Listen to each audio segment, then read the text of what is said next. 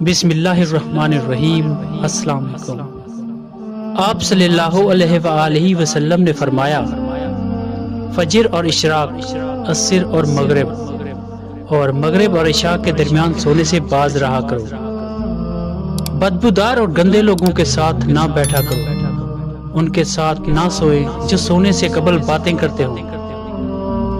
بائیں ہاتھ سے نہ کھاؤ، اپنے کھانے پر اداس نہ ہو کیونکہ یہ ناشکری ہے۔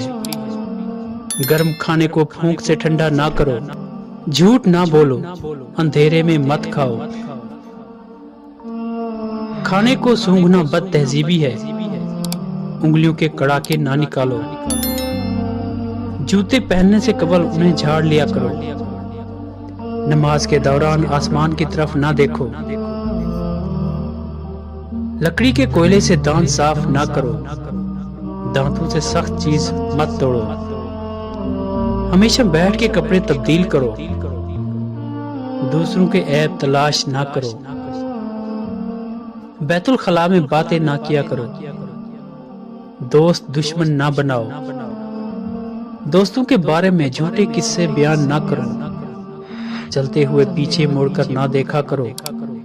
اکیلے سفر نہ کیا کرو، اچھے کاموں میں دوسروں کی مدد کیا کرو۔ فیصلے سے پہلے مشورہ کر لیا کرو، مشورہ ہمیشہ سمجھدار کی بجائے تجربہ کار سے کرو۔ غرور نہ کرو، غربت میں صبر کرو۔ گداگروں کا پیچھا نہ کیا کرو، مہمان کی کھلے دل سے خدمت کرو۔ یہ عادت انسان کی شخصیت نکھارتی ہے۔ برا کرنے والوں کے ساتھ ہمیشہ نیکی کرو۔ اللہ پاک نے جو عطا کیا اس پر شکر ادا کرو۔ زیادہ نہ سویا کرو، زیادہ سونا یادداشت کو کمزور کرتا ہے۔ اقامت اور اذان کے درمیان گفتگو نہ کرو۔ اپنی خامیوں پر غور کیا کرو اور توبہ کر لیا کرو۔